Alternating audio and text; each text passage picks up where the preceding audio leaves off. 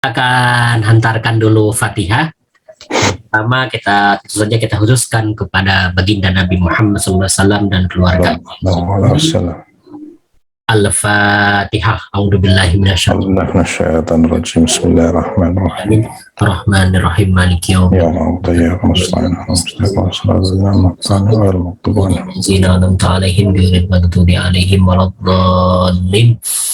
Allahumma shalli ala sayyidina Muhammad wa ala ali sayyidina Muhammad. Dan Fatihah selanjutnya kita hantarkan untuk Baginda Ali bin Abi Thalib yang pada tanggal 21 Ramadan adalah hari syahadahnya. Al-Fatihah. A'udzubillahi minasyaitonir rajim. Alhamdulillah. Iyyaka na'budu wa iyyaka nasta'in. Ihdinas siratal mustaqim. Siratal ladzina an'amta 'alaihim ghairil maghdubi 'alaihim waladdallin. Fatihah selanjutnya kita khususkan untuk para ulama, mereka yang berjuang di jalan Ahlul Bait Rasulullah SAW, baik yang sudah wafat maupun yang masih jumenang, masih hidup, khususnya untuk Allah yarham Kiai Haji Dr. Jalaluddin Rahmat dan Ibu Iskartini binti Iris Suhanda wa alihima wa walidina wal marhumin minal muslimin wal muslimat khususon ijabiyun lahumul Fatihah. A'udzu billahi minasyaitonir rajim. Bismillahirrahmanirrahim. Maliki yaumiddin. Iyyaka na'budu wa iyyaka nasta'in. Siratal ladzina an'amta 'alaihim ghairil maghdubi 'alaihim waladdallin. Allahumma shalli ala sayyidina Muhammad. Allahumma shalli ala sayyidina Muhammad wa ala ali sayyidina Muhammad. Allahumma shalli ala sayyidina Muhammad wa ala ali sayyidina Muhammad. Allahumma kun li walikal hujjatin min al-alaihi wa fi hadhihi as-sa'ah wa fi kulli hatta tuskinahu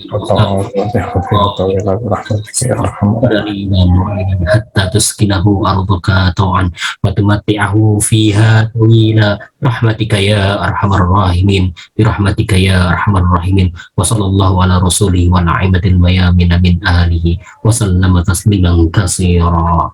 Allahumma shalli ala sayyidina Muhammad wa ala alihi wasallam.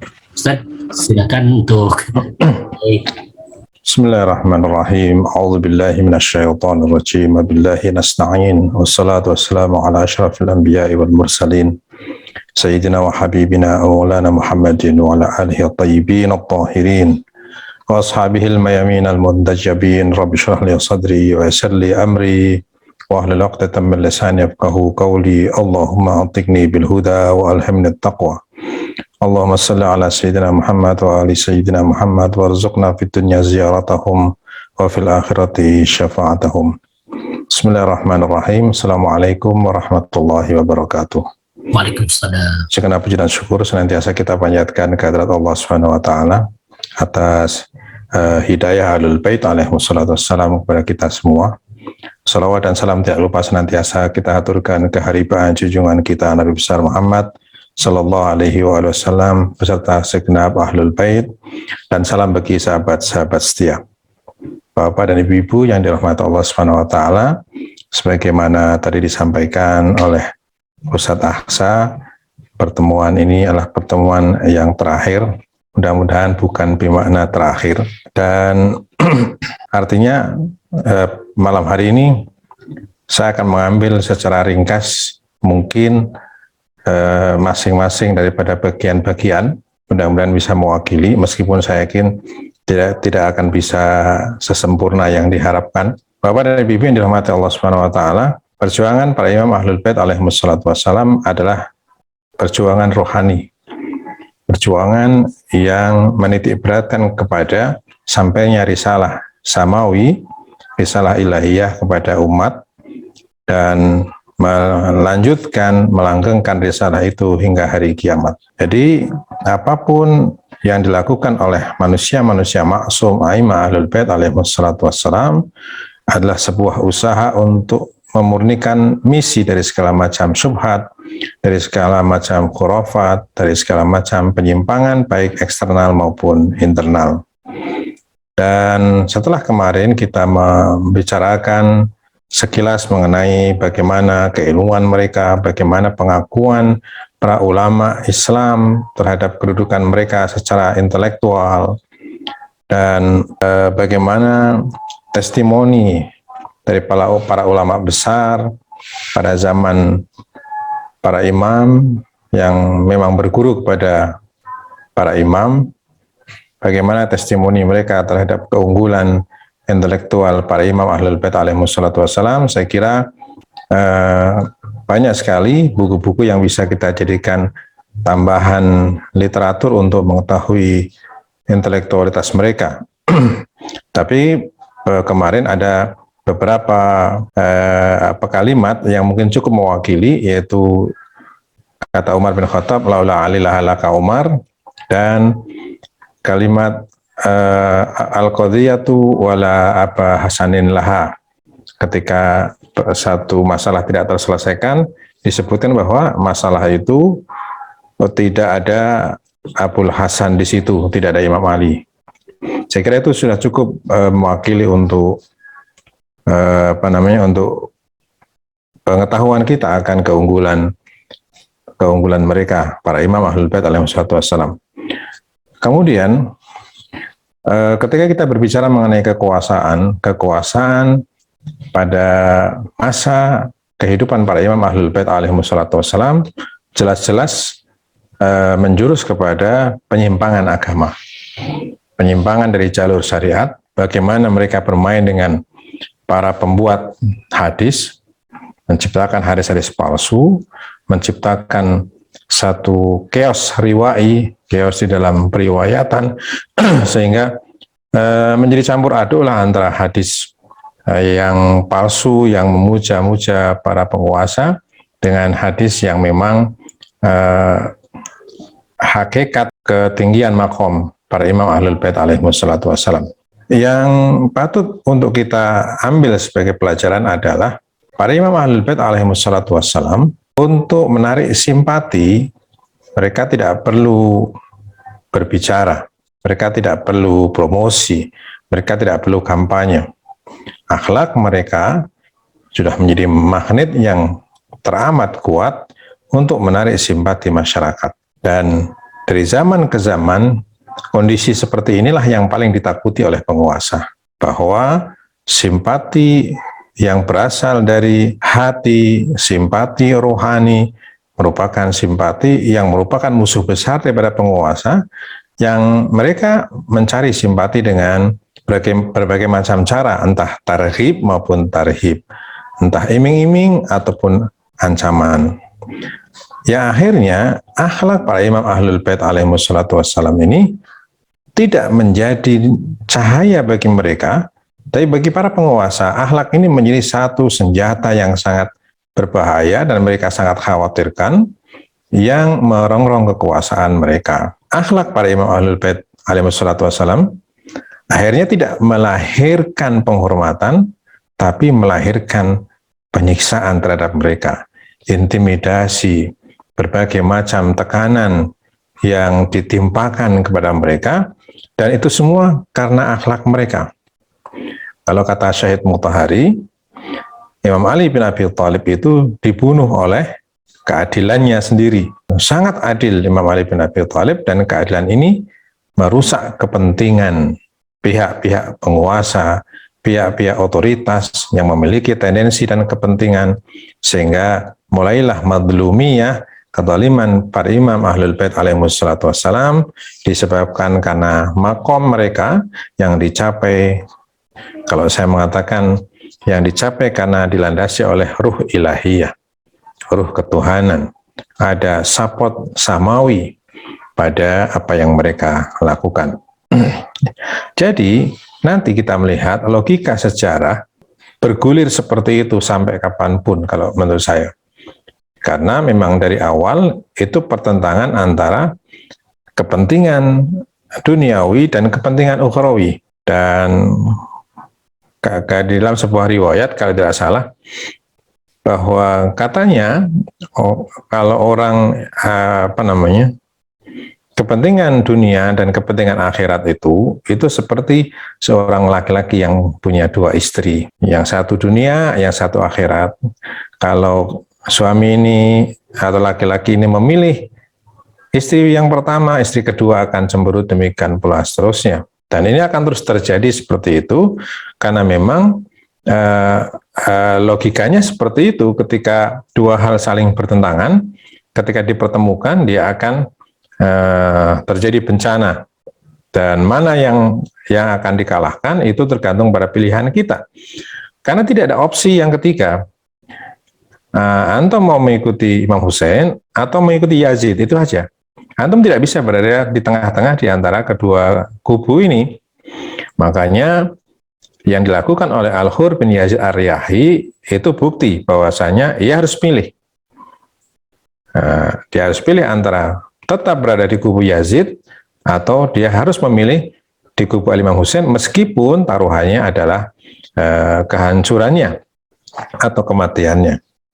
Nah, dari sini kita bisa belajar bahwasanya sampai kapanpun akan terjadi seperti itu. Tinggal bagaimana kita memposisikan diri kita, yang pertama.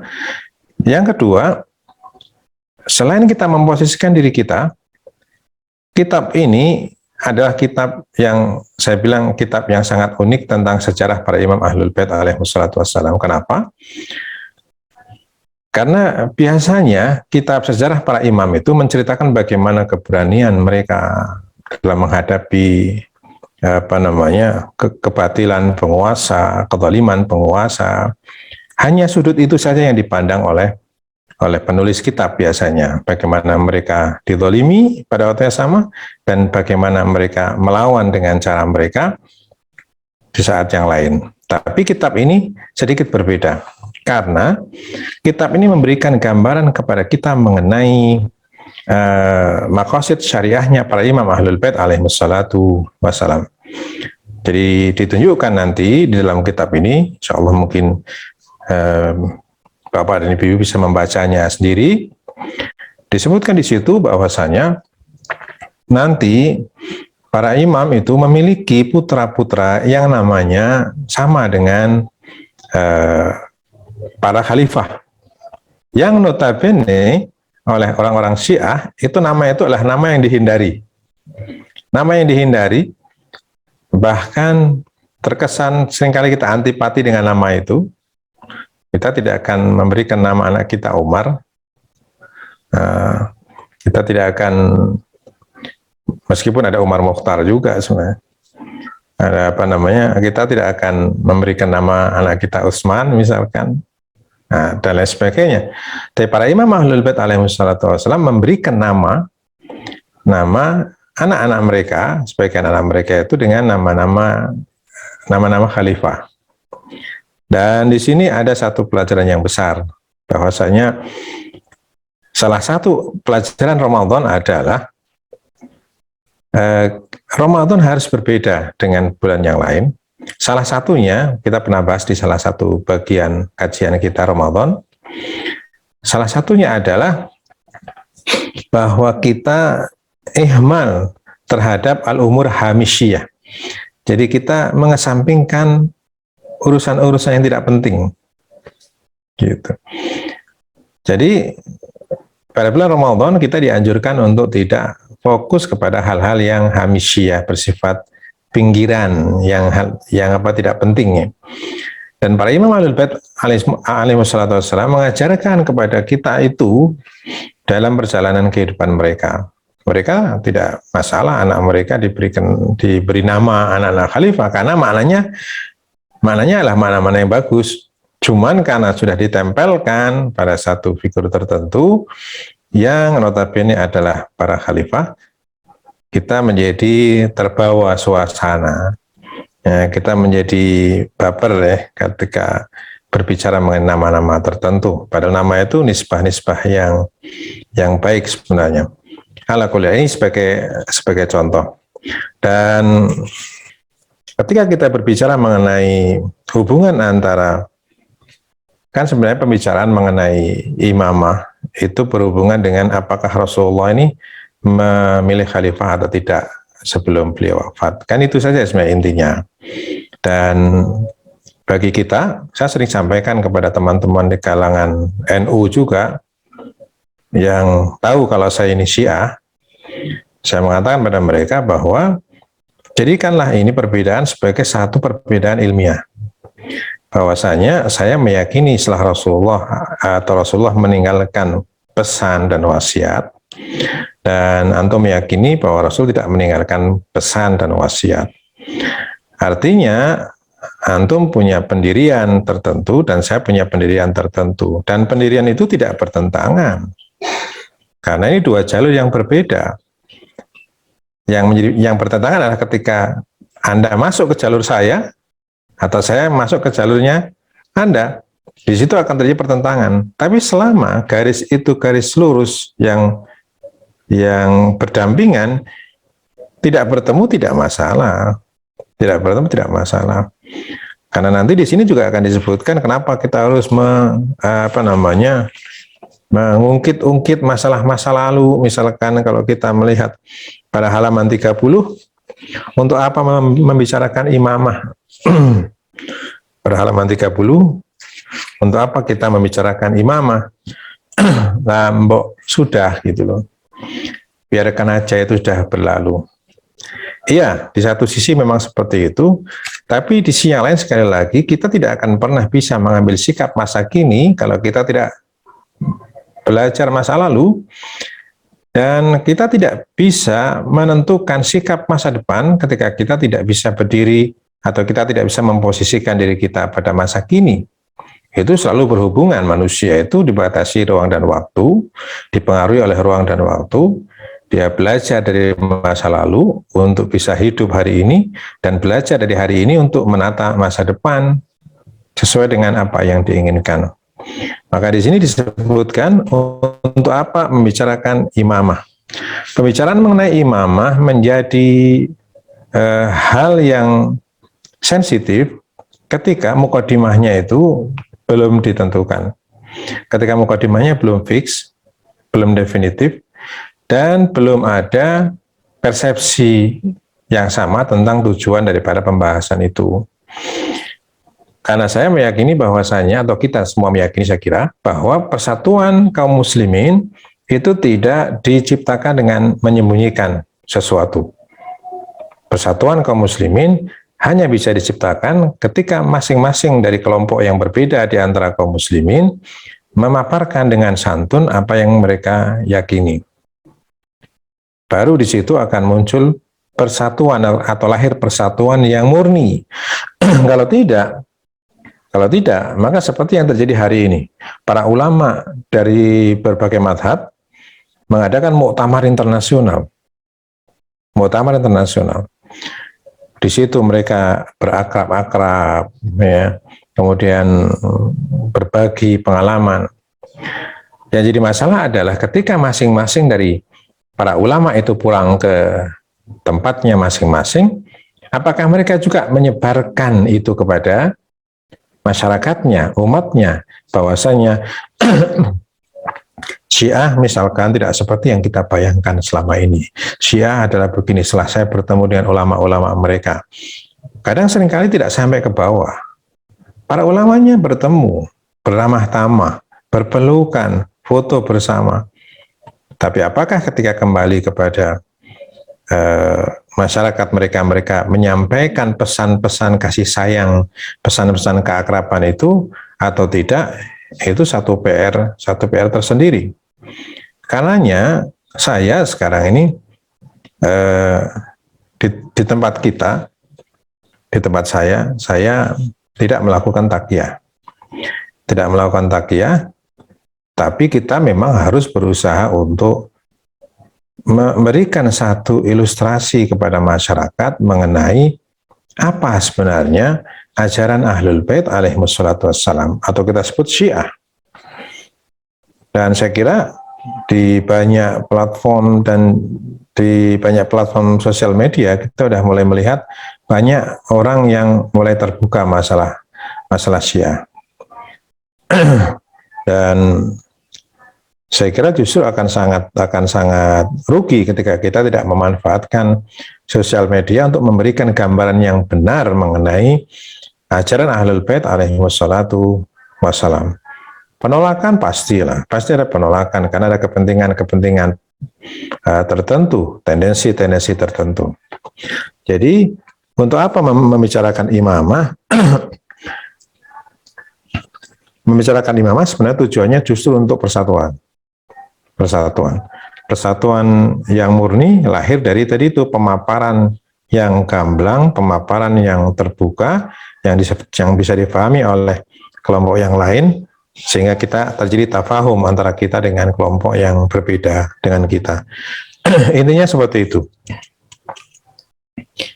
Maka pada bagian yang keempat itu disebutkan di antara hal-hal penting untuk dilakukan adalah menciptakan kondisi saling mengenal di antara golongan-golongan kaum muslim sehingga menjadi jelas pandangan satu kelompok bagi kelompok yang lain.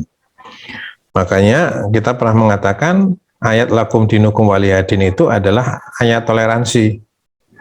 Yang kalau kalangan Wahabi itu justru ayat yang berhubungan dengan pengambilan sikap tegas terhadap perbedaan.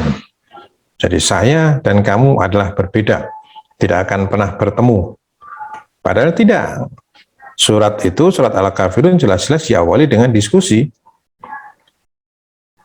La a'budu ma ta'budun, wala antum a'biduna ma a'bud, dan seterusnya. Lakum dinukum waliyadin. Setelah kamu tahu aku tidak menyembah sesembahanmu, dan aku tahu kamu tidak menyembah sesembahanku, oke, nggak masalah. Lakum dinukum waliyadin. Nah, jadi memang harus ada keterbukaan tadi itu. Jadi sekali lagi permasalahan ini lahir dari dua pandangan tentang khalifah setelah Rasulullah Shallallahu Alaihi Wasallam. Dan tentunya kalau kita membicarakan imamah antara nas dan musyawarah, saya kira setiap kita sudah pernah mendengar, sudah pernah membaca bahwasanya musyawarah di Sakifah itu adalah musyawarah yang penuh dengan intrik, ya. Musyawarah yang penuh dengan keraguan-keraguan dari para sahabat besar pada waktu itu, sampai Umar bin Khattab mengatakan hadhihi faltah. Ini kalau orang Jawa bilang gerusah-gerusuh. Ini sembrono gitu. Waqallah min syarrihi, untung saja Allah memelihara kita dari musibahnya, dari bencananya. Nah, jadi dan lain sebagainya. Dan tidak konsistensinya masalah pemilihan ini itu kemudian dibuktikan dengan ketika Umar bin Khattab tidak melalui pemilihan. Itu kemudian dipertanyakan yang benar yang mana ini, apakah pemilihan atau penunjukan gitu. Terlepas dari aku memerah susu dan kamu saya berikan separuhnya. Nah, ala kulli hal. Dan sebenarnya masalah imamah merupakan masalah yang natural, satu masalah yang dipahami oleh setiap orang bahwa setelah Rasulullah pasti ada khalifah. Dan ketika kekhalifahan Rasulullah, risalah Rasulullah adalah risalah samawi. Ketika setelah Rasulullah khalifahannya ditentukan tidak dengan titah samawi, maka terjadi penurunan makom syariat dari syariat samawi menjadi syariat ardi. Sehingga peristiwa Sakifah adalah awal mula istihad. Dan itu diakui oleh orang kalangan Sunni sekalipun bahwasanya itu benar-benar istihad. Justru pendapat mereka bahwasanya Rasulullah tidak meninggalkan wasiat kekhalifahan itu adalah awal dimulainya istihad. Awal dimulainya istihad. Sehingga dalam kalangan Ahlus Sunnah istihad lebih dulu dipraktekkan daripada kalangan Syiah. Nah, ala kulli hal di sini disebutkan ada syura pada halaman 34 ya, tentang syura itu seperti apa dan bagaimana beberapa intrik yang terjadi pada peristiwa Sakifah. Rasulullah wafat, kemudian belum dimandikan, mereka kemudian berbondong-bondong ke Sakifah Bani Sa'idah, hanya beberapa gelintir sahabat setia dan keluarga saja yang menunggui dan mengurusi jenazah Rasulullah Shallallahu Alaihi Wasallam. Dan itu tidak mengherankan karena Rasulullah pun ketika ceramah, beliau masih hidup, ceramah itu ditinggal pergi hanya untuk dagangan. Wa idza ra'au tijaratan aw lahwan yanfadhu ilaiha wa tarakuka qa'ima. Jadi pada perjalanan sejarah khalifah-khalifah Rasulullah Shallallahu Alaihi Wasallam, kita akan dapati bagaimana para imam Ahlul Bait memberikan satu model kepemimpinan yang jauh berbeda dari kepemimpinan selain mereka, baik kepemimpinan Khulafaur Rasyidin atau kepemimpinan setelah Khulafaur Rasyidin, baik Bani Umayyah maupun Bani Abbasiyah, yang mana kekuatan kepemimpinan para imam Ahlul Bait alaihissalatu wassalam adalah kekuatan akhlak, kekuatan keilmuan, kekuatan yang merupakan simbol-simbol daripada support samawi, dukungan samawi terhadap manusia-manusia samawi tentunya. Dan itu diakui. Sehingga orang-orang yang tidak mengikuti Ahlul Bait itu adalah satu, orang-orang yang takut. Dua, orang-orang yang memang pengejar dunia. Itu orang-orang yang meninggalkan dan memerangi Ahlul Bait alaihissalatu wassalam.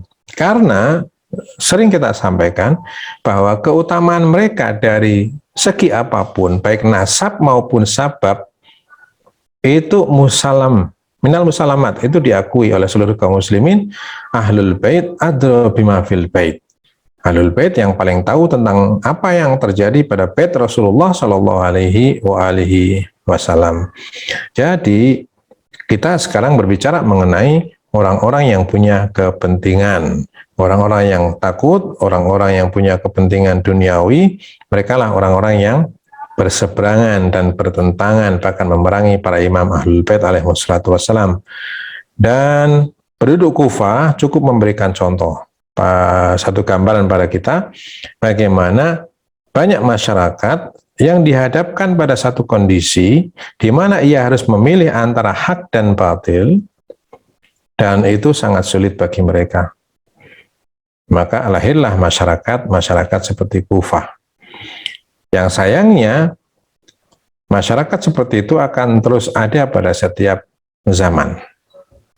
Kalau kata Syekh Tijani Samawi selalu mengatakan at-tarikh yu'idu nafsahu. Sejarah itu akan selalu mengulang dirinya. Kalau dulu ada Yazid, sekarang pun pasti ada Yazid modern. Dan apakah kita siap untuk mengambil sikap tegas? Para imam Ahlul Bait alaihissalatu wassalam memiliki satu panduan bahwasanya ketegasan kita itu adalah ketegasan yang memberikan hikmah, ketegasan yang memberikan solusi, bukan ketegasan asal kita berani. Dan kita diajarkan oleh para imam Ahlul Bait alaihissalatu wassalam, segala sesuatu itu harus berdasarkan ilmu. Ketika kita melakukan perlawanan kepada orang zalim pun, itu berdasarkan ilmu. Imam Khomeini ridwanullah ta'ala alaih di dalam Tahrir Wasilah, bab amar ma'ruf nahi mungkar, Imam Khomeini pun menfatwakan bahwasanya haram hukumnya amar ma'ruf nahi mungkar jika tidak ada potensi keberhasilan. Itu hukumnya haram. Jadi kalau kita misalkan sudah jelas tidak berhasil, tapi pandangan kita adalah yang penting saya mati syahid, ya, itu haram, bukan hanya tidak memberikan faedah, tapi itu diharamkan. Amar ma'ruf nahi mungkar, padahal kita tahu tidak ada potensi sama sekali untuk kita ini menghasilkan sesuatu, apalagi memenangkan sesuatu. Nah, para imam Ahlul Bait alaihissalatu wassalam pun banyak menahan diri dari melakukan gerakan-gerakan konfrontasi dengan para penguasa. Dan itu tidak lain adalah karena ilmu mereka. Ilmu mereka. Dan secara lahiriah, perjalanan para imam Ahlul Bait alaihissalatu wassalam, ini yang perlu kita tekankan juga. Secara lahiriah, perjalanan para imam Ahlul Bait alaihissalatu wassalam atau sirah mereka adalah sirah yang dipenuhi dengan kemadluman atau kedoliman zaman terhadap mereka. Dari awal sampai akhir, bahkan sebab kenapa Imam Mahdi kita digaibkan itu karena masih hal yang sama, yaitu tekanan az-zuhud atau tekanan dari para penguasa, dari orang-orang yang terganggu kepentingannya sedemikian rupa. Tapi kita melihat bagaimana kemadluman itu menciptakan satu gambaran perjuangan yang menggerakkan setiap hati yang beriman. Jadi mereka tidak bicara banyak, tidak melakukan gerakan-gerakan konfrontasi yang sedemikian rupa, sampai kemudian kalangan Zaidiyah menegur Imam Ja'far Shadiq, kenapa enggak berjuang, kenapa enggak berjihad, dan lain sebagainya. Bayangkan kalau misalkan Imam Hasan alaihissalatu wassalam melakukan apa yang dilakukan oleh Imam Husain, atau sebaliknya Imam Husain melakukan atau mengambil sikap seperti yang diambil oleh Imam Hasan, itu akan kacau balau. Dan para imam Ahlul Bait alaihissalatu wassalam adalah orang-orang yang pada bagian awal kita sudah menyebutkan keilmuan mereka. Kita belum membicarakan mengenai ilmu laduni karena itu harus ada pembuktian kan. Tapi ilmu mereka, kedekatan mereka dengan Rasulullah, saya kira cukup untuk menjadi bukti bahwa mereka adalah orang-orang yang layak untuk memimpin umat ini dan mengambil sedikit berkah dari Lailatul Qadar, bahwa pada malam Lailatul Qadar itu kita minta kepada Allah untuk dipanjangkan usia kita. Dan disebutkan salah satu atau apa maksud daripada dipanjangkan usianya, bahwasanya kita tidak membicarakan mengenai usia dalam konteks zaman, dalam konteks waktu, tapi kita usia dalam konteks kualitas. Kita sampaikan bahwasanya orang yang bisa menghasilkan 10 juta dalam waktu 1 tahun dengan orang yang bisa menghasilkan 10 juta dalam waktu 1 bulan, maka itu yang kita maksud dengan panjang umur. Dalam jangka 1 bulan, ya bisa menghasilkan apa yang bisa dihasilkan oleh orang sejumlah itu dalam waktu 1 tahun. Itu yang namanya panjang umur. Rasulullah, berapa usia beliau? Imam Husain, berapa usia beliau? Tapi sampai saat ini kita masih memanggil namanya. Kita masih menyeru namanya. Maka Lailatul Qadar kita minta kepada Allah untuk dipanjangkan usianya, yaitu apa? Bahwasanya apa yang kita lakukan 1 malam semoga bernilai 1000 bulan. Lebih baik daripada 1000 bulan. Itulah makna panjang umur. Dan itu ditunjukkan oleh sirah Ahlul Bait alaihissalatu wassalam, di mana usia mereka yang sedemikian singkat itu melahirkan satu kesan yang kekal terhadap syariat Allah Subhanahu wa taala. Sampai hari ini kita masih terus menyebut nama, mengingat mereka dan bertawassul pada mereka. Dan seakan-akan ketika kita berziarah pada Imam Husain alaihissalatu wassalam, seakan-akan beliau masih bersama kita, dan semoga beliau selalu bersama kita. Bapak dan Ibu yang dirahmati Allah Subhanahu wa taala, karena tadi Ustaz Aksa sudah mempersilahkan untuk memperbanyak sesi tanya jawab, dan saya sepenuhnya taat kepada waliul amr nih, kepada ulil amri ini. Ulil amrinya Ustaz Aksa sekarang. Dan memang kalau kita baca, saya kira tidak mungkin ya. Jadi secara garis besar seperti itu, bahwa buku ini menceritakan bagaimana maqasid syariahnya para imam Ahlul Bait alaihissalatu wassalam, yang sikap mereka kadang menimbulkan pertanyaan daripada umat, Tapi ketika dijelaskan kita baru tahu, oh ternyata ada rahasia atau maqasid tertentu di dalam apa yang mereka lakukan. Saya kira itu Sasa. Kita berikan waktu untuk sesi tanya jawab atau masih bisa dilanjut? Kita aja dulu.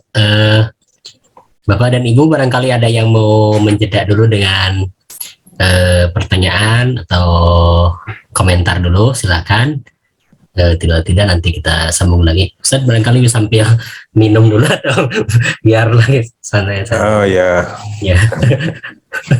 Santai aja. Santai aja. Iya.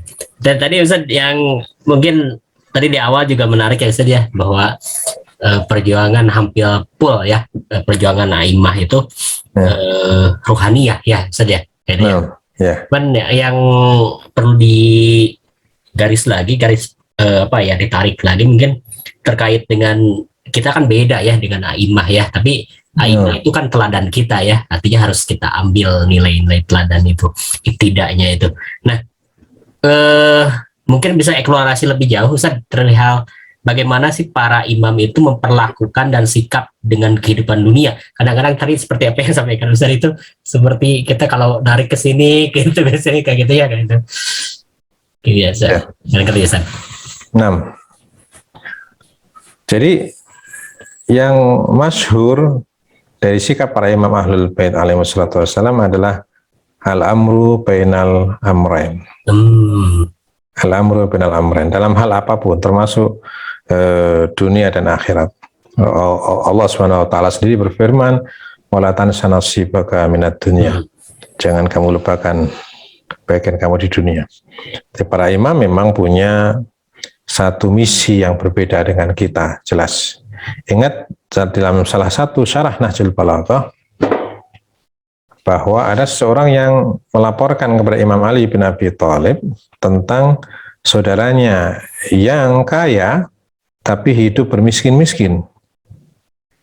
Nah, kemudian dia ceritakan kepada Imam Ali, saudara saya itu kaya tapi hidup bermiskin-miskin hingga susah kehidupan, istrinya, anaknya itu kekurangan, padahal sebenarnya dia bisa memenuhi kebutuhan keluarga dengan sangat baik. Lalu dipanggillah oleh Imam Ali laki-laki yang diceritakan itu, saudaranya yang pelapor ini. Lalu setelah diinterogasi dan lain sebagainya, ditegur, diberikan nasihat, orang itu berkata kepada Imam Ali, nah bagaimana dengan antum? Antum ini khalifah, Baitul Mal ada di tangan antum. Kenapa antum hidupnya juga bersusah-susah? Kenapa saya nggak boleh? Gitu. Kenapa saya nggak boleh? Padahal antum hidupnya seperti itu, padahal antum khalifah. Nah, kata Imam Ali, seorang pemimpin harus memposisikan dirinya setingkat dengan masyarakat yang paling bawah.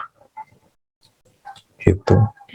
Nah, artinya di sini itu pilihan. Pilihan hidup itu pilihan. Dan para imam Ahlul Bait alaihi wassalatu wassalam memilih yang terbaik dari sekian banyak pilihan. Kalau kita mungkin yang seperti disebutkan oleh Ustaz Ahsan tadi, kita kan belum sampai pada tingkat seperti imamnya. Dan sebenarnya imam juga tidak kemudian anti terhadap dunia. Jadi kalau kita membuat istilah untuk membedakan, ada istilah dunia dan duniawi. Nah, kalau dunia itu ya hal-hal yang ada di dunia ini, kita makan, minum, segala macam itu dunia. Tapi duniawi adalah keterikatan dan karakter kita, itu karakter duniawi. Itu harus dibedakan. Yang sekarang yang kemudian jadi rancu kan ketika orang berusaha untuk soleh, dia menghindarkan dunia, menghindari dunia. Dia menghindari kekayaan.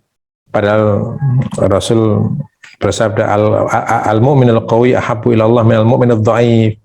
Mukmin yang kuat lebih dicintai oleh Allah daripada mukmin yang lemah. Saya kira mukmin yang kaya lebih baik daripada mukmin yang miskin. Kalau menurut saya. Tapi itu kan salah kaprah, meninggalkan dunia. Padahal kita hidup di dunia. Yang tidak boleh adalah duniawi, yang kata Imam Ja'far Shadiq, mathalu hayati dunya mathalul hayatu dunya kamathali dutil qazi. Dari perumpamaan kehidupan dunia itu seperti ulat sutra yang membuat kepompong. Semakin ia buat kepompong itu semakin tebal, semakin ia tidak bisa keluar dari kepompong itu dan mati di dalamnya. Itu yang namanya duniawi. Jadi dunia menjadi karakter seseorang, keterikatan pada dunia menjadi karakter bagi seseorang. Maka pertanyaan tadi yang dilontarkan oleh Ustaz Aksa, saya kira berkenaan dengan tadi itu. Bagaimana dengan kita? Ya enggak bagaimana, karena sebenarnya kita pun diajarkan untuk tidak melupakan kebutuhan dunia. Yang tidak boleh adalah duniawi.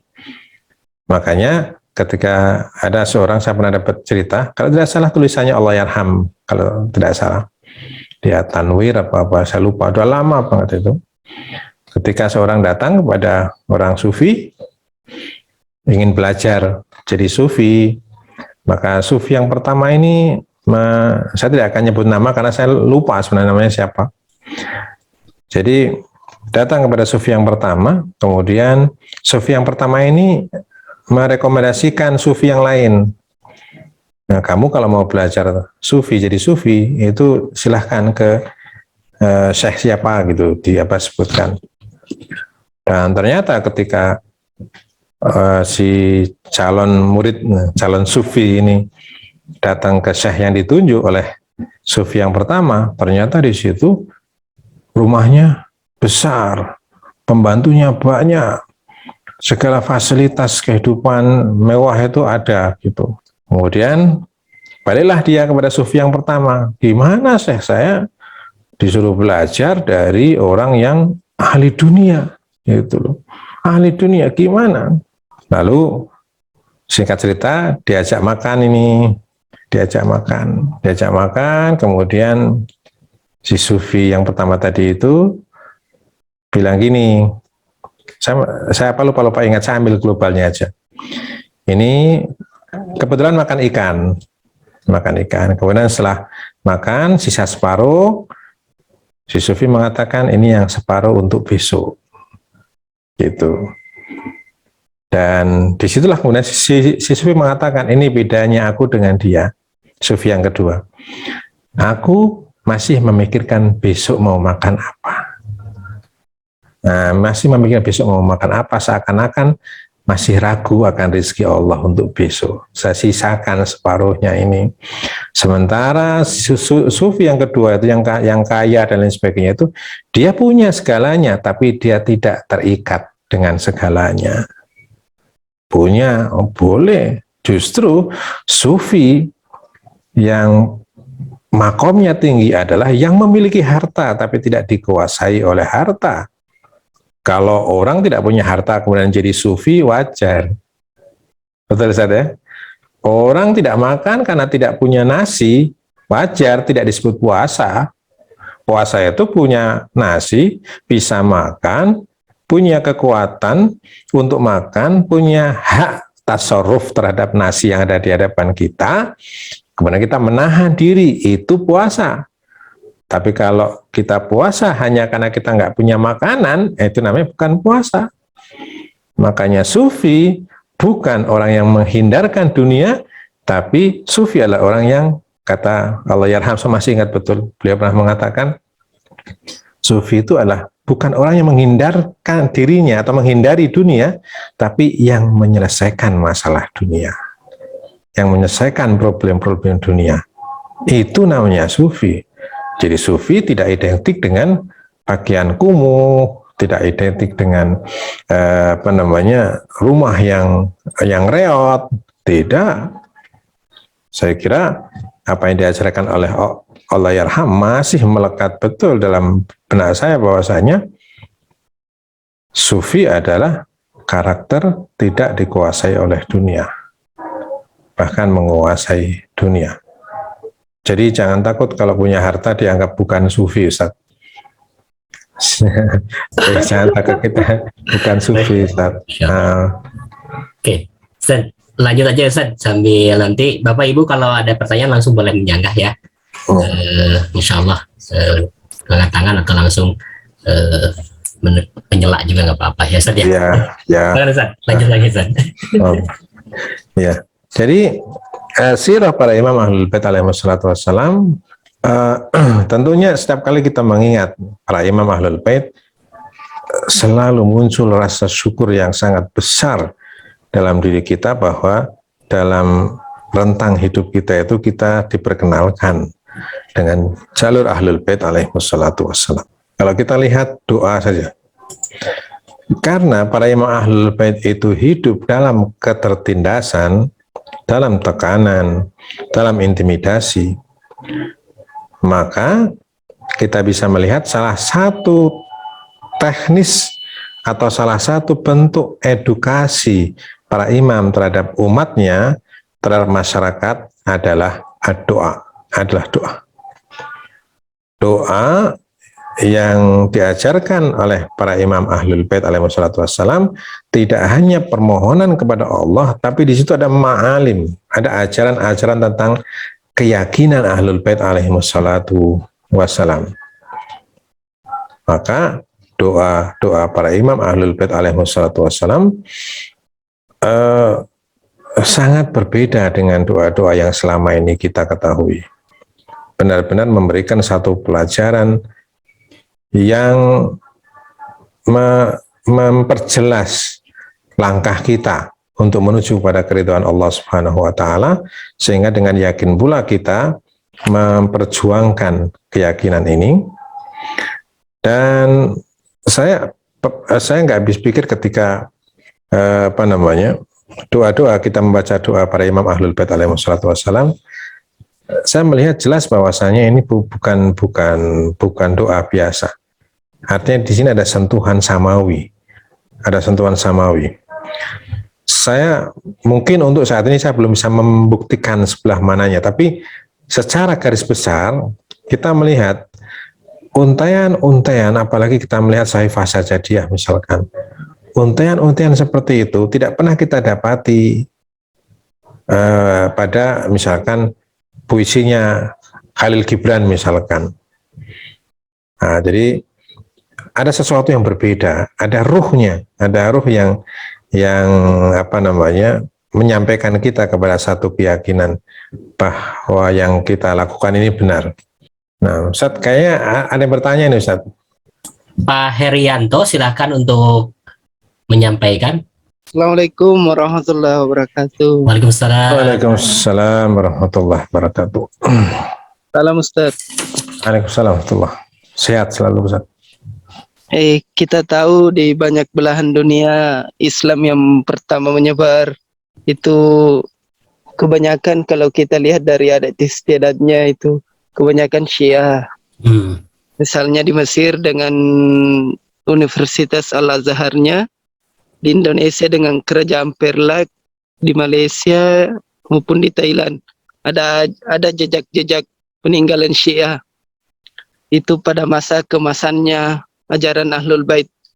Pertanyaannya sekarang, Syiah sekarang sudah agak sudah agak didiskriminasikan, diputarbalikkan faktanya, atau disembunyikan. Apakah ini karena ulamanya yang tidak bisa mengejawantahkan para ilmu Imam Ahlul Bait, atau umatnya yang terbelakang, Ustaz? Terima kasih. Ini kayaknya harusnya yang jawab Ustaz Aksa ini. Antum, Ustaz. Nah, terima kasih Pak Herianto. Mudah-mudahan seluruh manasik Ramadannya diterima oleh Allah Subhanahu wa taala. Jadi kalau ditanyakan ini sebabnya apa itu? Sebabnya terjadi diskriminasi. Saya akan sedikit sok berfilsafat lah ya, karena saya sebenarnya nggak tahu tentang filsafat itu. Jadi al-qadhiyah atau satu peristiwa itu terjadi karena dua hal, fa'iliyah dan qabiliyah. Jadi yang pertama fa'iliyah, atau sering mungkin Ustaz Hasan menyebutnya aksi gitu. Kalau qabiliyah itu reaksi gitu. Ya kan, sebagai contoh, kertas itu terbakar itu karena dua faktor. Faktor api dan faktor keringnya kertas gitu.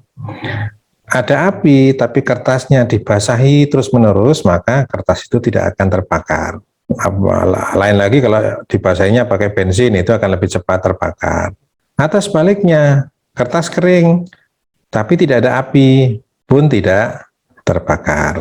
Jadi kemudian ketika diterapkan kepada fakta yang kita saksikan, bagaimana Syiah itu merasa atau mungkin bukan merasa ya, memang secara fenomena itu sudah terdiskriminasi oleh kondisi tertentu. Itu itu karena dua hal. Yang pertama, memang ada kekuatan yang berusaha untuk membendung. Makanya saya bilang bahwa Bani Umayyah dan Bani Abbasiyah, terutama Bani Umayyah, itu belum selesai sampai hari ini. Masih ada gerakan Umayyah, masih ada. ISIS itu kan merupakan gerakan Umayyah itu. Nah, itu gerakan-gerakan yang menganggap Ahlul Bait sebagai oposan, itu akan terus ada setiap zaman, yang berusaha untuk membendung gerakan rohani Ahlul Bait alaihissalatu wassalam dengan kekuatan yang mereka miliki.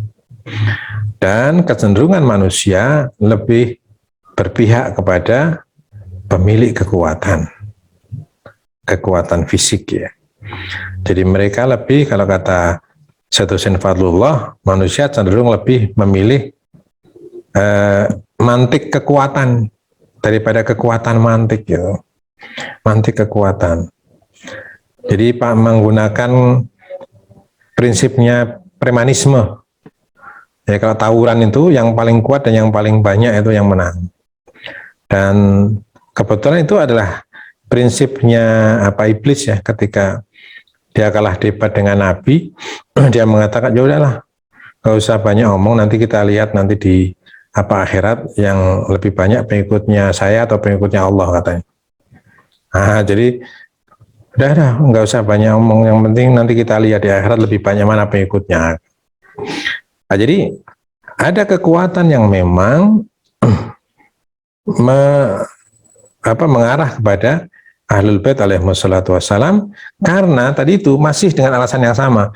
Ahlul Bait mengganggu kepentingan penguasa, mengganggu kepentingan kekuasaan. Nah, karena Ahlul Bait berbicara mengenai pembenahan, mengenai islah. Kata Imam Husain kan mengenai islah. Litolabil islah fi ummati jati. Dan itu misi yang terus dibawa oleh para imam Ahlul Bait alaihissalatu wassalam. Islah ini pasti berbenturan dengan orang yang tidak ingin ada islah karena sudah terlanjur nyaman dengan kondisi yang ada. Ketika ada islah, dia akan terbangkitkan kepentingannya, maka dia melakukan gerakan-gerakan untuk membendung. Itu nanti sampai pada strata yang paling bawah. Strata yang paling bawah dari strata masyarakat, itu selalu seperti itu. Saya, sebagai contoh sajalah, saya ini termasuk yang sangat kenyang dengan tadi itu. Perbuatan baik kita itu, air susu dibalas dengan air tuba. Kita misalkan menyalurkan bantuan sembako, menyalurkan bantuan daging kurban, itu ujung-ujungnya itu dituduh rekrutmen. Saya dilaporkan, saya dipanggil ke kelurahan, saya diinterogasi, saya ini bantu tapi saya diinterogasi. Saya bilang, loh Pak, ini baru di Indonesia ini. Orang membantu masyarakat dengan dalam bentuk sembako, dalam bentuk daging kurban, dalam bentuk segala macam, diinterogasi. Ini baru di Indonesia, saya bilang gitu. Sehingga hal-hal yang tidak masuk akal, yang sering kita alami dalam kehidupan sehari-hari, menunjukkan ada satu kekuatan yang berusaha memang untuk memojokkan kita, sebaik apapun kita. Karena memang ya tadi itu Imam Ahlul Bait itu ditekan bukan karena mereka melawan kok. Imam Ahlul Bait itu ditekan karena masyarakat bersimpati kepada para imam. Bukan imam yang mengajak umat untuk ayo bersimpati kepada kami. Tidak. Imam berjalan sesuai dengan syariat Allah dan secara otomatis ini akan bertentangan dengan kebatilan para penguasa, maka akan ada usaha dari, nah itu dari satu sisi, itu secara fa'iliyah, secara aksi. Nah, sekarang juga seperti yang disampaikan oleh Pak Herianto tadi, itu betul sekali. Apakah ada peran atau andil dari para dai sehubungan dengan masalah ini? Iya, karena sekarang kita melihat banyak dai-dai Syiah, kita ngomong Syiah kan, dai-dai Syiah ini yang kurang mempelajari kondisi. Yang akhirnya tadi berkutat pada hal-hal yang bersifat hamisiyah, terjadi gesekan dengan kepentingan-kepentingan tadi itu untuk hal-hal yang tidak urgent, hal-hal yang tidak penting. Nah, hal-hal yang seperti itu seringkali menjadikan tadi yang seharusnya tidak perlu ada gesekan, itu ada gesekan, ya. Dan maqasid syariah mengajarkan kepada kita bagaimana praktek syariat itu seperti yang disampaikan oleh Sayyid Ali Khamenei, bahwasanya praktek syariat itu baik marji maupun muqallid punya tugas masing-masing, punya tanggung jawab masing-masing. Jadi tidak sepenuhnya itu tanggung jawab marji.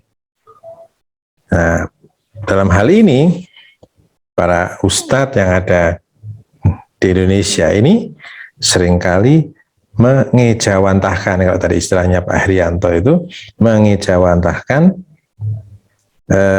fatwa misalkan, atau mengejawantahkan hadis apa riwayat itu tidak melihat kepada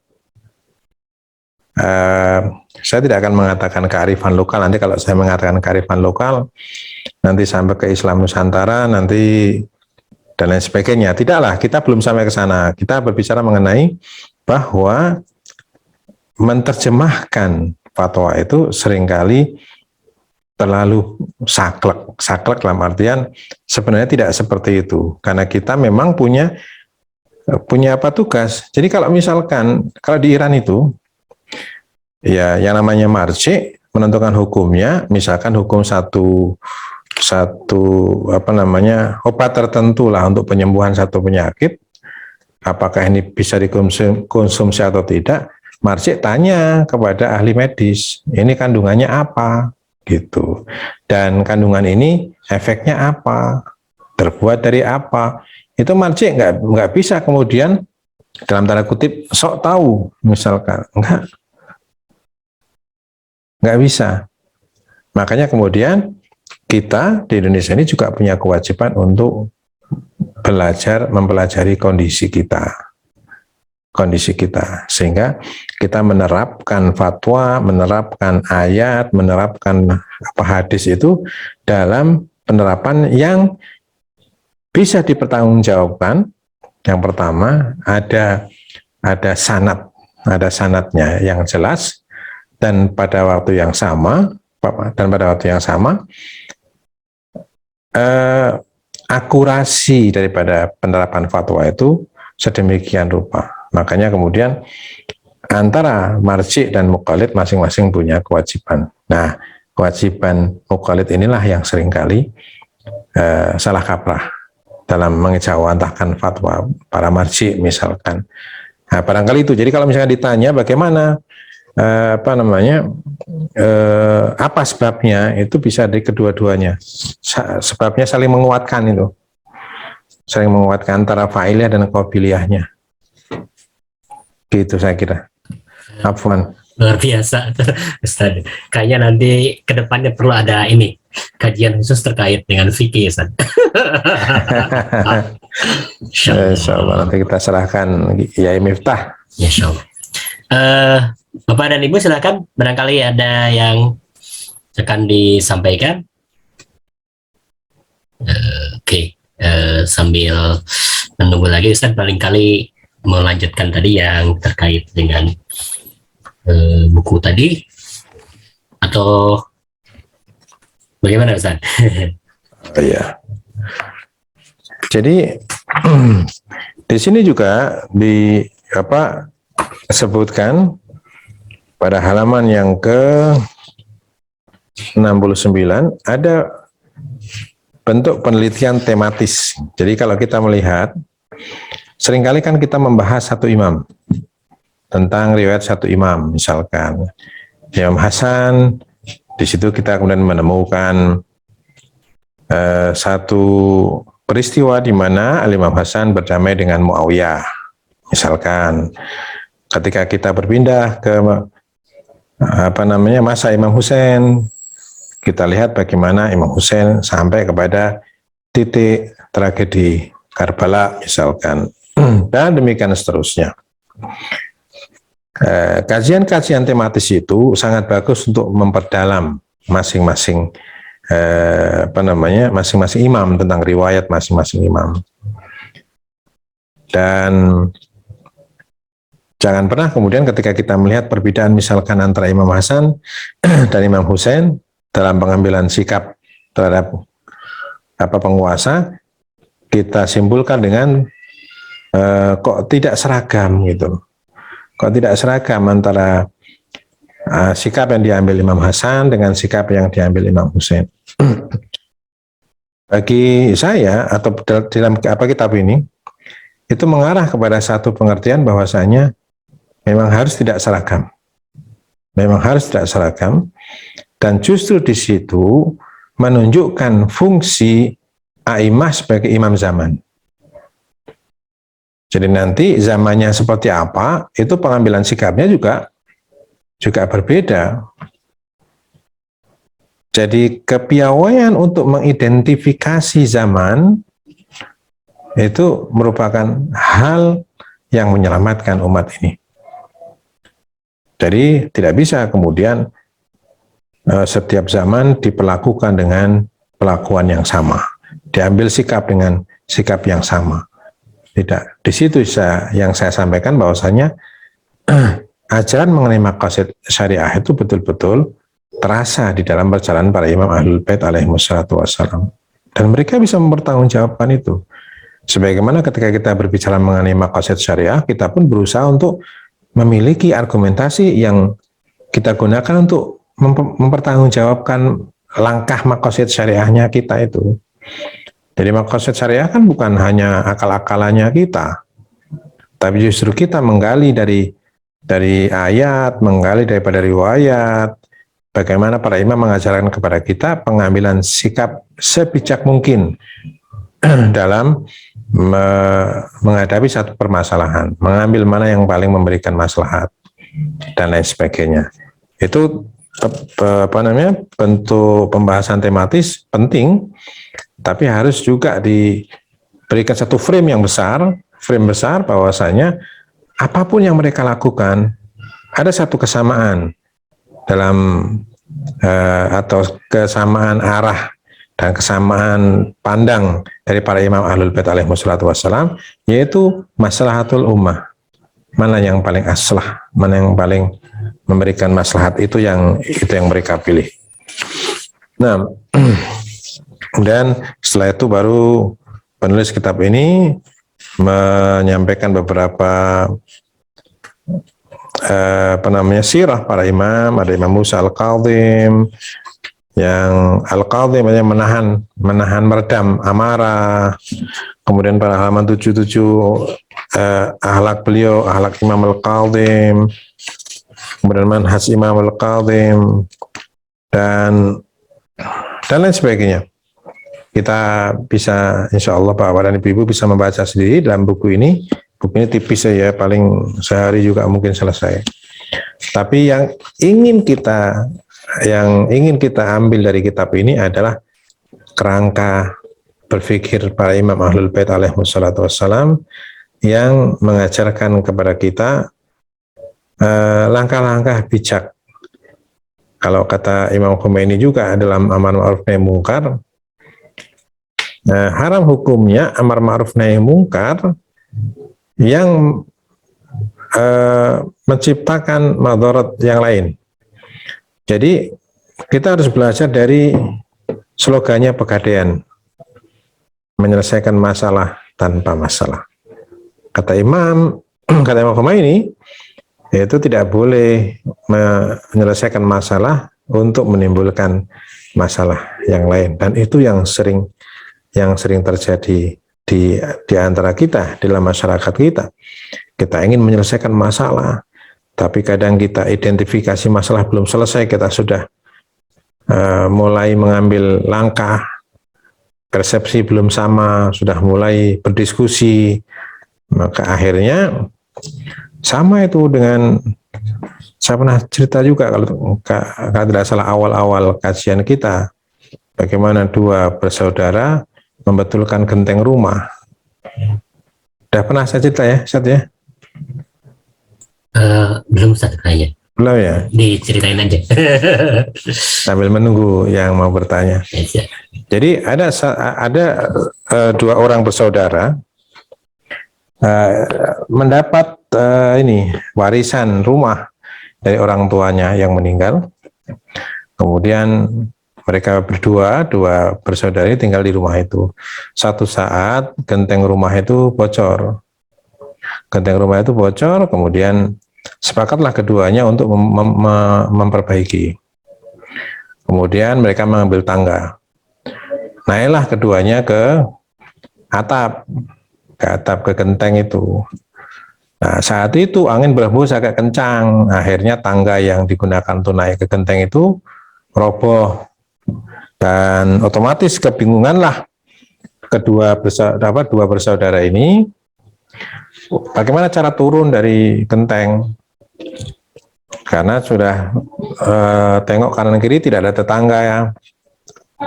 Akhirnya salah satu keduanya berunding di atas genteng itu berunding untuk bagaimana caranya turun. Pikir-pikir, dia lihat di sekitar itu, di belakang rumah itu ada tumpukan kotoran sapi yang biasa untuk pupuk itu. Nah, kan ada di belakang rumah. Lalu sepakatlah keduanya untuk melompat di atas kotoran itu, gitu. Lalu melompatlah si A. Ya, melompat sampai di bawah, si B, taruhlah satu namanya si B, berteriak kepada si A yang sudah di bawah itu. Gimana? Katanya. Aman. Nah, ini bisa untuk tumpuan kita melompat, bisa untuk tumpuan kita nanti melompat. Ini kita melompat, yang A udah melompat dulu. Lalu bertanya lagi si B yang di atas itu, gimana? Kotor enggak? Setinggi apa kotorannya? Kan bagaimanapun itu kotoran. Selain aman juga inginnya jangan sampai terlalu kotor. Gimana? Itu cuman satu lutut aja, gitu. Satu betis malahan. Ini cuman satu betis saja. Tingginya satu betis. Maka kemudian yang di atas si B ini aman, tidak terlalu kotor. Akhirnya dia melompat. Berdasarkan informasi si A, bahwasanya tinggi kotorannya sebetis. Ternyata ketika si B melompat, dia masuk kotoran itu ternyata tingginya satu leher. Dia marah-marah dengan si A. Dia merasa ditipu oleh si A, merasa diprank sama si A.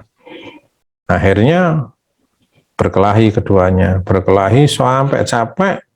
Kedua capek beristirahat di bawah pohon, masing-masing saling membelakangi tentunya, karena memang masih si A ngotot itu, enggak sebetis. Yang si B bilang enggak seleher, saya mengalami sendiri. Itu masih, kemudian saling membelakangi. Sesaat kemudian masing-masing berpikir, sebentar. Si B bilang gini, saya mau tanya, kamu tadi bilang bahwa kotorannya itu sebetis, tapi ketika saya yang melompat ternyata kotorannya seleher. Saya mau tanya sekarang, kamu lompatnya tadi gimana? Gitu. Mulai sadar itu, Syiah bilang, saya melompatnya kepalanya dulu. Gitu. Dan si B melompatnya kakinya dulu. Maka bagi si A, tinggi itu ya sebetis karena dia kepalanya dulu yang masuk. Sementara bagi si B, itu seleher karena kakinya dulu yang masuk. Nah, ternyata pergaduhan di antara keduanya itu diakibatkan karena persepsinya yang belum sama. Kotorannya tingginya sama, tapi persepsi teknis meluncurnya ke bawah itu yang belum disamakan. Seringkali terjadi seperti itu, Ustaz. Jadi kadang karena tadi kita belum menyamakan persepsi, sudah mulai menggebu-gebu, bersemangat, ya tadi itu. Ya Allah. Alhamdulillah. Insya Allah, ya Allah. Oke, ini mungkin ngobrol-ngobrol aja sih, Ustaz. Kalau katakanlah kita diakui sebagai, karena kalau kita merujuk pada hadis-hadis a'immah ya, sangat berat ya untuk untuk mengaku sebagai Syiah itu ya, Ustaz ya. Gitu, kualitasnya sangat kualitas tadi ya, moral itu ya, akhlak itu ya. Gitu. Nah, kalau kita bandingkan dengan mazhab lain misalkan, nah atau kita misalnya merujuk pada Al-Quran misalkan, kan poin beragama itu hanya misalkan yang ayat-ayat pluralisme yang pernah disampaikan oleh Yarham misalkan, bahwa man amana billah wal yaumil akhir wa amila sholihan gitu ya, kayak gitu. Prinsip-prinsip itu sudah cukup sebetulnya ya, kalau kita sebagai orang yang beragama nanti selamat sebetulnya. Nah, kalau kita mengambil jalan Ahlul Bait nih, keuntungan apa sebetulnya yang didapatkan? Karena yang lain pun kalau misalkan mengambil prinsip yang tadi yang 3 itu, dia udah selamat gitu. Masalah yang kita hadapi di dalam kehidupan kita itu tidak sesederhana yang kita bayangkan. Memang secara global orang yang beriman, beramal soleh itu selamat. Cuman sekarang masih ada pertanyaan besar itu. Orang beriman itu yang seperti apa? Orang soleh yang seperti apa? Dan ajaran para imam Ahlul Bait merinci itu semua. Detail-detail yang ketika kita menghadapi permasalahan itu bisa dijadikan sebagai acuan. Ya, kalau secara global kita tahu orang bertakwa adalah orang yang mendapat petunjuk, hudan lil muttaqin. Pertanyaannya adalah bertakwa itu yang seperti apa? Gitu. Jadi identifikasinya itu seringkali belum pas gitu. Jadi kalau saya secara pribadi ditanya mengenai keuntungan mengikuti Ahlul Bait alaihi wassalam, di dalam Ahlul Bait kita diberikan kaidah di dalam menyelesaikan satu permasalahan, yang mana kaidah itu seperti mantik, Ustadz. Mantik itu ketika orang masuk ke dalam hutan, dia akan meninggalkan tanda-tanda yang tujuannya ketika dia tersesat, dia bisa kembali melalui tanda-tanda itu. Kalau saya mengambil istilahnya Yai Miftah, bedanya orang gila dengan orang jenius. Itu persamaannya orang gila sama orang jenius itu sama-sama pikirannya melompat-lompat. Permasalahannya kalau orang jenius melompat-lompat, tapi dia bisa kembali kepada lompatan sebelumnya, gitu. Tapi kalau orang gila melompat-lompat dan dia nggak tahu kemana mau kembalinya ketika dia melompat ke sana kemari itu. Nah, jadi saya kira mungkin saya kok melihat lebih seperti itu ajaran para imam Ahlul Bait alaihi wassalam. Ini tentunya perlu pendalaman. Kayaknya ada pertanyaan. Iya, Ustaz, ada pertanyaan. Saya bacakan ya, Ustaz ya. Siap. Dari Muhammad Sofian. Assalamualaikum Ustaz Rahmat. Waalaikumsalam. Izin bertanya tentang hak kaum disabilitas pada masa para imam seperti apa ya Ustaz? Apakah ada juga di antara para imam atau sanak familinya yang menikahi perempuan-perempuan yang disabilitas, misal yang tuli, buta, bisu, juga misal orang-orang luar biasa seperti teman-teman yang berkebutuhan khusus yang memiliki kemampuan otak di bawah rata-rata orang normal. Jadi seperti Ustaz, bagaimana sejarah imam memanusiakan disabilitas? Oh, Ya, pertanyaan yang bagus sekali, perlu di riset. perlu diriset ya. Jadi dalam perjalanan sejarah para imam kita dapati beberapa riwayat bahwa para imam memperlakukan penyandang disabilitas itu tidak sebagai orang penyandang disabilitas. Jadi mereka memperlakukan mereka dengan sedemikian rupa. Misalkan sebagai contoh, Fatimah Zahra itu kalau misalkan dalam fikih itu tidak wajib menutup aurat dari orang buta secara fikih. Tapi kalau kita lihat pada perjalanan sejarah para imam, misalkan Fatimah Zahra, suatu saat Fatimah Zahra kedatangan salah seorang sahabat Nabi yang buta. Dan beliau tahu, Fatimah Zahra tahu kalau yang datang itu adalah sahabat Nabi yang buta. Tapi begitu sahabat Nabi itu ketuk-ketuk pintu, Fatimah Zahra segera memakai jilbabnya, menutup auratnya semuanya dan sebagainya untuk bertemu dengan sahabat Nabi yang buta ini. Sehingga ketika ditanya, kenapa seperti itu? Karena aku tidak membeda-bedakan antara yang buta dan yang melihat. Kalaupun yang melihat bisa melihat tubuh saya, orang yang buta juga bisa mencium aroma tubuh saya. Jadi bagi para imam, disabilitas adalah orang yang memiliki kelebihan yang berbeda. Dia tidak melihat, tapi dia memiliki penciuman yang tajam misalkan. Jadi setahu saya, disabilitas di dalam perlakuan para imam Ahlul Bait terhadap disabilitas sangat-sangat luar biasa. Penghargaan yang sangat besar, kemudian anjuran kepada para sahabat untuk membantu mereka dan lain sebagainya. Saya kira nanti insya Allah suatu saat barangkali Ustadz Aksa ini mungkin yang mau membuat riset untuk bagaimana perlakuan para imam terhadap penyandang disabilitas. Tapi secara umum sejauh yang saya ketahui, kalau mereka dengan orang-orang yang bukan penyandang disabilitas, mereka adalah orang-orang yang memiliki ability yang lengkap, itu saja sikapnya sedemikian santun, sedemikian baik, apalagi dengan orang-orang yang menyandang disabilitas, yang memiliki kelebihan yang berbeda. Disabilitas itu sebenarnya kan yang berbeda. Ability itu kan kebisaan, ya kan, ability kebisaan.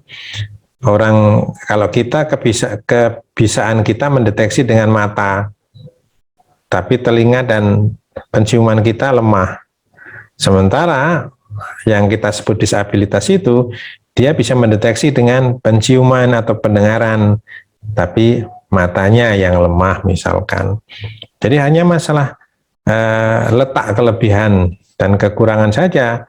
Cuman karena kebanyakan kelebihan orang pada matanya, maka yang memiliki kelebihan selain itu disebut disabilitas. Padahal ability dia lebih daripada kita. Cuman karena dunia kita adalah dunia ability ala kita, maka mereka disebut disabilitas. Nah, gitu. Jadi kalau mungkin ini perlu kajian lebih lanjut lah, bahwasanya. Tapi setahu saya secara garis besar para imam sedemikian menghargai disabilitas. Oke. Baik, Bapak dan Ibu silakan. Barangkali masih ada. Oke. Kita kalau belum ada barangkali nah, kita ini Ustaz, kita kan beberapa hari lagi ya ke depan ya untuk Ramadan ini ya, insya Allah. Barangkali antum memberikan semacam tuntunan atau memaksimalkan madrasah Ramadan ini. Ya. Saya mau ambil kesempatan ini untuk membayar utang saya. Masya Allah. Kalau tidak salah saya pernah mau cerita sesuatu. Oh iya betul. Selamat. Iya. Saya mesti ingat. Jadi ini berhubungan dengan hidayah. Hidayah itu ada dua macam. Ada hidayah tasyri'iyah, ada hidayah takwiniyah. Pernah kita sampaikan ya. Nah, antum tahu mungkin istilah gotika ya. Gotika itu ketika di kalangan Kristiani itu. Gotik. Itu ketika sampai pada tahap keimanan tertentu, ia merasakan yang dirasakan oleh Yesus yang disalib, kan gitu ya. Nah, saya akan cerita ini pengalaman pribadi. Saya pernah mengalami satu kondisi, anak saya itu sakit, masih kelas 3 SD itu sakit dan harus dioperasi karena ternyata dia ada lomba itu hula hoop itu. Hula hoop, anak saya perempuan itu kurus, dia menang. Tapi akibat seringnya bermain itu, dalam jangka waktu yang lama itu usus dia itu jadi satu. Usus dia jadi satu. Jadi tidak bisa BAB, ketika dimasuki makanan akan keluar lagi. Dan itu tidak ada jalan keluar katanya kecuali harus dioperasi gitu. Dan saat itu jelang Arba'in Imam Husain, saya harus mengisi di Jogja. Dan saat siang itu besoknya mau operasi kan tidak boleh minum. Kemudian anak saya itu dengan bibir yang kering itu mengatakan, "Bah, aku minta minum." Itu besoknya Arba'in ya akhi. Karena saya minta minum, sampai anak saya itu marah gara-gara saya nggak memberikan dia minum, karena memang tidak boleh kan. Tiba-tiba saya itu terbersih dalam benak saya, apa ini keinginan Allah, karena saya mungkin sering diminta untuk membacakan maktal misalkan. Apa mungkin selama ini orang yang membaca maktal harus merasakan itu, harus merasakan pedihnya ketika putra Imam Husain itu meritih kehausan minta air. Itu saya betul-betul merasakan satu tamparan dan peringatan yang sangat luar biasa kepada saya pada waktu itu. Dan sampai pada akhirnya saya sampai pada satu titik di mana ya udahlah, saya serahkan semuanya pada Allah Subhanahu wa taala. Waktu itu saya harus ngisi Arba'in di Jogja. Kemudian ada satu keraguan dan kemudian logika saya menepis. Saya mau melakukan kebaikan untuk Imam Husain. Tidak mungkin Allah tidak meridhoi. Tapi ada keraguan. Ini kok ada sesuatu yang mengganjal. Lalu saya dijemput oleh seorang teman, tapi tidak sesuai dengan teman yang berjanji dengan saya untuk menjemput saya dan membawa ke Jogja. Dan sama-sama teman, nggak ada masalah sebenarnya, tapi itu membuat ada sesuatu mengganjal dalam diri saya. Dan ketika kemudian saya paksakan lagi dengan logika saya mengatakan, ini untuk Imam Husain, nggak mungkin saya salah. Itu la haula wala quwata illa billah. Begitu kita masuk ke mobil yang membawa kita itu terang benderang Ustaz. terang benderang. Saya tutup pintu mobil, tutup, begitu tertutup, petir hujan besar. Hujan besar. Saya sampai kemudian, ya Allah, kalau memang kau tidak menginginkan aku pergi, karena anak saya kan sedang di rumah sakit. Kalau kau tidak menginginkan aku pergi, berikan aku tanda sekali lagi. Betul Ustaz. Saya jalan, keluar dari halaman rumah sakit itu wiper kaca itu yang tadinya normal, itu gerak mati. Saya bilang sama teman saya nggak jadi ke Jogja. Lalu saya bilang kirimkan orang untuk menggantikan saya ngisi di Jogja. Lalu saya balik. Saya balik sampai di rumah sakit, istri saya cerita bahwasanya tadi anaknya itu kesakitan anak kelas 3 SD dan tahu ketika kesakitan itu yang diucapkan apa adalah, sampai direkam sama istri saya itu, yang diucapkan adalah ya manismuhu dawa wa dzikruhu syifa. Saking kesakitannya itu. Dia bilang mungkin ini. Akhirnya saya ke situ menghubungi dokter segala macam untuk melepas kateternya. Saya minta sama dokter untuk melepas itu. Kemudian dari situ saya mendapatkan satu pelajaran yang sangat luar biasa dari para imam Ahlul Bait alaihissalatu wassalam, bahwa barangkali suatu saat kita secara takwini diminta untuk merasakan apa yang mereka rasakan. Dan sampai saat ini pun saya masih gemetar kalau saya diminta untuk membacakan maktal. Karena kuatkah saya untuk merasakan apa yang dirasakan oleh Imam Husain alaihissalatu wassalam ketika melihat keluarganya seperti itu. Dan yang terakhir Ustaz, kalau orang di rumah sakit ada orang menengok kan, ada orang menengok dan memberikan amplop. Saya bilang sama istri saya, jangan dihitung, masukkan semua ke dalam tas, biarkan Allah yang berkehendak atas nama Imam Husain alaihissalatu wassalam. Subhanallah Ustaz. Saya ketika selesai, saya datang ke kasir untuk menanyakan berapa tanggungan saya. Waktu itu belum ada BPJS, tanggungan saya. Dan tahu apa yang terjadi, jumlah tagihan dengan jumlah uang di amplop yang ada di tas itu sama persis. Ya Allah, sama persis. Makanya jangan pernah main-main dengan karomah Ahlul Bait. Oh iya Allah. Jangan pernah main-main dengan itu, di luar nalar dan terjadi bertubi-tubi pada waktu yang berdekatan. Nah, anak saya itu akhirnya tidak jadi operasi. Kenapa Ustaz? Tidak jadi operasi waktu malam itu.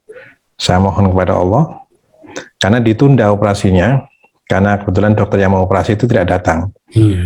Bayangkan malam kesakitan anak saya. Saya ambilkan turbah, kemudian saya taruh di perutnya. Kemudian ada satu doa dari Imam Ja'far Shadiq untuk sakit perut, ada di Mafatihul Jinan itu. Yang surat Wadannun idzahaba mughadiban dan seterusnya itu saya bacakan, saya taruh kemudian turbah itu di atas perutnya. Dan saya rasakan di tangan saya itu ada dorongan-dorongan dari, tapi enggak kelihatan ada kayak dorongan angin dari perut itu. Kemudian saya urutkan dari atas ke bawah, terus gitu. Itu dorongan itu ikut turbahnya itu, ikut turbahnya ke bawah sampai pada bagian bawah itu dia berhenti. Kita bacakan Nadi Ali,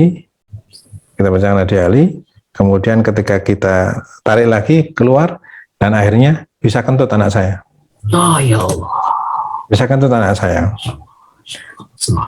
Nah, kemudian besoknya dokter datang, kaget, dan dokternya itu Kristen. Ketika dia buka, dia lihat turbah. ketika lihat rubah itu, dia bilang, loh ini apa Pak? Pertama dia bilang, ini kok ada biskuit Oreo di sini, kata Oreo itu. Ini apa? Ini tanah tempat saya itu bersujud, menghinakan diri saya kepada Tuhan. Kata dia, ketika dicek semua, katanya ini miracle, ini kasus yang seperti ini, itu tidak ada jalan keluar kecuali operasi. Dan ketika ini bisa dicek lagi seperti itu, dan yang lucu lagi, Ustaz, ini sebagai pengalaman aja lah, pengalaman. Ini untuk menambah keyakinan saya, dan itu madrasah yang tidak akan pernah saya dapatkan dimanapun. Anak saya itu saya kasih kalung hiris, tapi nggak pakai logam. Dia nggak pakai logam, dia pakai tali biasa, kemudian pakai kertas abad dan sebagainya. Itu di sinar ronsen itu, hasil ronsennya itu, X-ray-nya itu, sinar X-nya itu ada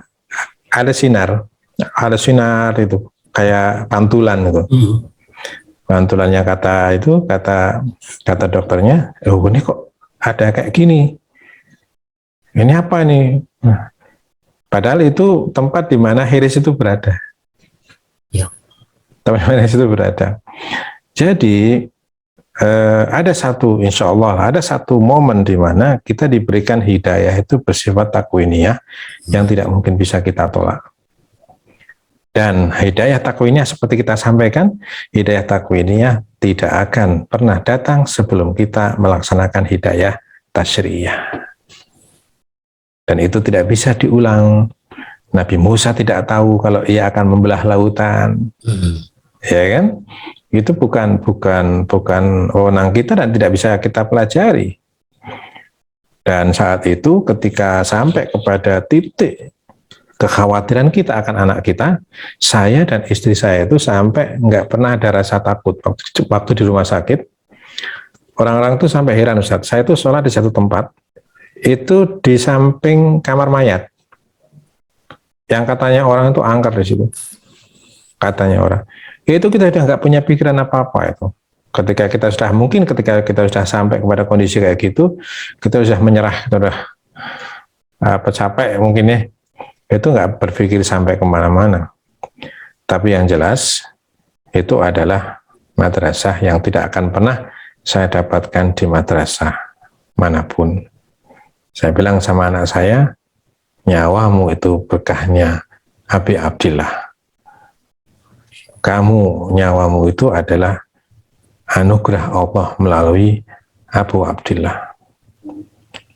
Saya sangat bahagia, sangat sakit ketika melihat anak saya kesakitan, dia berteriak, ya manismuhu dawa wa dzikruhu syifa, ya manis. Jadi itu sebagai pengalaman saja lah. Makanya kemudian saya bilang, kalau dalam Kristiani barangkali ada namanya kotik atau kotika gitu. Itu mungkin kalau dalam kita itu istilahnya hidayah takwiniyah. Jadi kita ya mudah-mudahan Allah Subhanahu wa taala selalu menjadikan kita tetap berada pada jalur yang sangat kita yakini. Bagaimana tidak yakin kalau sudah dibuktikan dengan berbagai macam cara oleh Allah Subhanahu wa taala kepada kita. Dan Ramadan ini selalu menjadi sarana untuk sebuah perubahan besar dan mendasar. Jadi harus ada perubahan besar, ada taghyirul kubro, taghyiratil kubro, juga taghyiratil juduriyat, atau perubahan yang bersifat besar dan bersifat akar. Jadi kita sampai ke akarnya. Banyak hal lah yang kita pelajari dari bulan Ramadan ini, dan saya kira setiap kita pasti, saya nggak tahu gimana cara ngomongnya, tapi banyak-banyaklah minta kepada Allah Subhanahu wa taala untuk mendapatkan juga hidayah takwiniyah. Saya tidak tahu bagaimana caranya. Mungkin pada titik nadir ya, pada titik nadir kita sudah tidak bisa berbuat apa-apa, barangkali di situlah hidayah takwiniyah. Seperti Nabi Musa, dia dari rumah tidak tahu kalau dia akan membelah laut dengan tongkatnya. Di sisi Laut Merah pun dia tidak tahu mau kemana ini, apa yang harus dilakukan. Jadi bukan sesuatu yang direncanakan. Tapi dalam titik tertentu kita akan mendapatkan yang seperti itu. Mungkin sebagai closing statement, mudah-mudahan Allah Subhanahu wa taala menerima setiap manasik Ramadan kita, dan mudah-mudahan Allah masih menyisakan usia untuk kita untuk bertemu lagi dengan Ramadan-Ramadan yang lain. Dan kalaupun tidak, mudah-mudahan Allah menjadikan Ramadan tahun ini menjadi Ramadan yang terbaik sepanjang kehidupan kita. Kita anugerahkan, kita sampaikan hadiah majelis ini kepada arwah para ulama kita, wabil khusus Allah yarham Buya Jalaluddin Rahmat dan juga Bunda Ais Kartini, para ulama, para habaib, para ustadz yang telah dipanggil oleh Allah Subhanahu wa taala. Mudah-mudahan Allah Subhanahu wa taala selalu melapangkan kubur mereka, mencurahkan kasih sayangnya kepada mereka, mengampuni dosa mereka, menebarkan maghfirah kepada mereka, dan mudah-mudahan kita yang masih hidup mampu mengambil pelajaran dan nasihat dari perjuangan mereka yang telah mengabdikan seluruh hidupnya untuk menyelamatkan kita semua. Walhamdulillahirabbil alamin. Astagfirullahaladzim. Wassalamualaikum warahmatullahi wabarakatuh. Waalaikumsalam warahmatullahi wabarakatuh. Terima kasih guru kita Ustaz Rahmat Hidayat yang sudah menyelesaikan ngaji kita, ngaji buku Berjalan di Bawah Cahaya Al-Bait. Insyaallah ke depannya kita akan buka lagi kajian LPI dengan tentu saja dengan izin kiai kita, Kiai Miftah Fauzir Rahmat. Tadi saya dapat WA dari beliau, tadinya beliau mau bergabung Ustaz di akhir ini, dan beliau juga menyampaikan salam untuk Ustaz. Waalaikumsalam. Beliau sedang ada dalam perjalanan dari luar kota ke Bandung katanya. Insyaallah. Salam juga buat beliau. Udah rindu sekali, udah lama tidak bertemu dengan beliau. Insyaallah, Ustaz. Ya, Bapak dan Ibu, terima kasih Bapak dan Ibu sudah bergabung melalui kajian LPI selama 12 pertemuan. Tentu saja banyak kekurangan dan harus kita akui bahwa selalu ada kekurangan-kekurangan. Saya mewakili atas nama Lembaga Pembinaan Ilmu Islam Yayasan Mutahari yang di bawah naungan, bawah bimbingan guru kita Kiai Miftah Fauzir Rahmat dan guru kita Ustaz Rahmat Hidayat, sekali lagi mengucapkan terima kasih. Mohon maaf lahir batin. Mudah-mudahan mohon doa senantiasa di bulan Ramadan ini khususnya untuk Allah yarham dan untuk kita semua. Maaf lahir dan batin sekali lagi. Taqabbalallahu a'malakum bi ahsanil qabul. Assalamualaikum warahmatullahi wabarakatuh. Waalaikumsalam warahmatullahi wabarakatuh.